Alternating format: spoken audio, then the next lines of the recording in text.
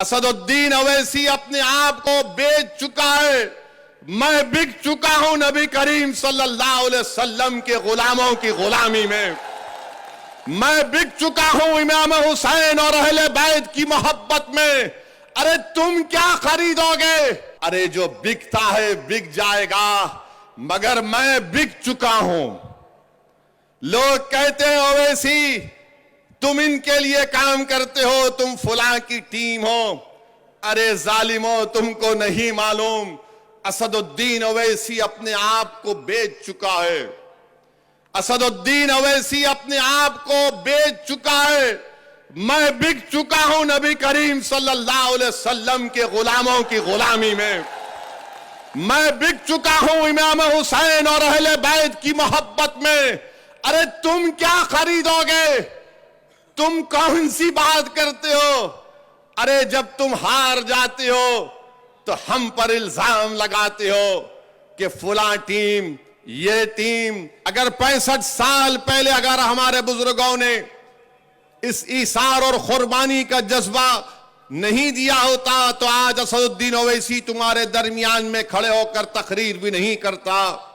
اگر ہمارے بزرگوں نے محنت کی، قربانی کی، تو آج اسد الدین اویسی تمہارے درمیان میں کھڑا ہو کر تمہارے دلوں میں چھپے ہوئی تکلیف کو بے خوف ہو کر بیان کرتا ہے۔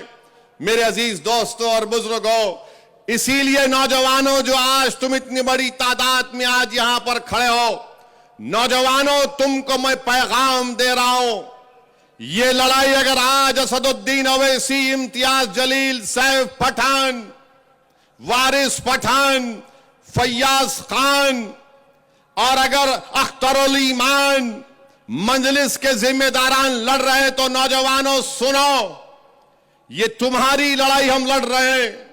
اگر میری آواز معصوم سکول کے بچوں کو پہنچ رہی ہے تو سنو میرے بیٹے اور بیٹیوں، یہ لڑائی مجلس تمہارے مستقبل کے لیے لڑ رہی ہے۔ ہم نے اپنی جوانی کے راستے ہمارے ختم ہو گئے، اب ہم موت کے قریب جا رہے ہیں، مگر ہم اپنی زمین میں جانے سے پہلے، اپنی آنکھوں کو بند ہونے سے پہلے دیکھنا چاہتے ہیں کہ بھارت کی ہر ریاست میں مجلس اتحاد المسلمین کا رکن اسمبلی اور رکن پارلیمان منتخب ہو کر جائے۔ ہماری زندگی کا مقصد یہ کی ہے ہمارے بچوں اور بیٹیوں، میرے نغیور نوجوانوں، ہماری لڑائی یہ کی ہے کہ جب تم زندگی، اصل زندگی میں قدم رکھو گے تو تم ان ناانصافیوں کا سامنا نہیں کرو گے، بلکہ تم کو عزت کی نگاہوں سے تمہارے تمام جائز مطالبات تم کو ملیں گے۔ یہ لڑائی مجلس لڑ رہی ہے۔ ایسے مجلس اتحاد المسلمین نے اپنے سیاسی سفر کا آغاز کیا۔ عبدالواحد اویسی نے اور اس زمانے کے ان کے تمام ساتھیوں نے اپنی زندگی کو قربان کر دیا اور اپنے چین و سکون کو مٹا دیا۔ ظالم حکومت سے پنجہ آزمائی کی، حکومت نے ان کو دبانے کی کوشش کی، مگر ہمارے بزرگوں نے حکومت کی طاقت اور ان کے ظلم کے سامنے اپنے سروں کو نہیں جھکایا، بلکہ اپنے سینوں کو تان کر کہا کہ ہم یہ جو لڑائی لڑ رہے ہیں اس لیے لڑ رہے ہیں کہ ہم جانتے ہیں کہ ملک کو آزادی ضرور مل گئی، یہ ملک یقیناً ترقی کے راستے پر گامزن ہوگا، مگر جو سب سے کمزور آج ہے وہ مسلمان اور دلت ہے۔ اگر اس کو طاقت ملنا ہے تو اس کو ایک اپنی سیاسی قیادت بنانا پڑے گا۔ میرے عزیز دوستوں اور بزرگوں، آج مجلس اتحاد المسلمین کے پاس 2 MP ہیں، 7 رکن اسمبلی تلنگانہ میں ہیں، 2 مہاراشٹرا میں ہیں، 1 بہار میں ہے، 100 سے زیادہ اراکین بلدیہ مہاراشٹرا میں ہیں، گجرات میں اراکین بلدیہ، مدھیہ پردیش میں اراکین بلدیہ، کرناٹکا میں اراکین بلدیہ، اتر پردیش میں مجلس کے اراکین بلدیہ۔ میرے عزیز دوستوں اور بزرگوں، اگر آج میں تمہارے درمیان میں کھڑا ہوں تو اس میں میرا کوئی رول نہیں ہے، میں اللہ کی قسم کھا کر کہہ رہا ہوں کہ میرا اس میں کوئی رول نہیں ہے۔ اگر میں یہاں کھڑا ہوں تو صرف اور صرف اللہ کا کرم مجھ پر ہے، میں اگر کھڑا ہوں تو نبی کریم صلی اللہ علیہ وسلم کا صدقہ ہے۔ اگر میں تمہارے درمیان میں کھڑے ہو کر या तुम्हारे दरमियान में खड़े होकर या ऐवान पार्लियामेंट में खड़े होकर बातिल ताकतों की आंख में आंख डालकर मजलूम अवाम के इंसाफ का मुतालबा अगर करता हूं, भारत की पार्लियामेंट में अगर मैं वक्त के फिरौन और नमरूद और यजीदों के सामने खड़े होकर इंसाफ और हक की बात करता हूं तो सदका है अहले बैत का कि उन्होंने मुझे इस मुकाम को अता किया।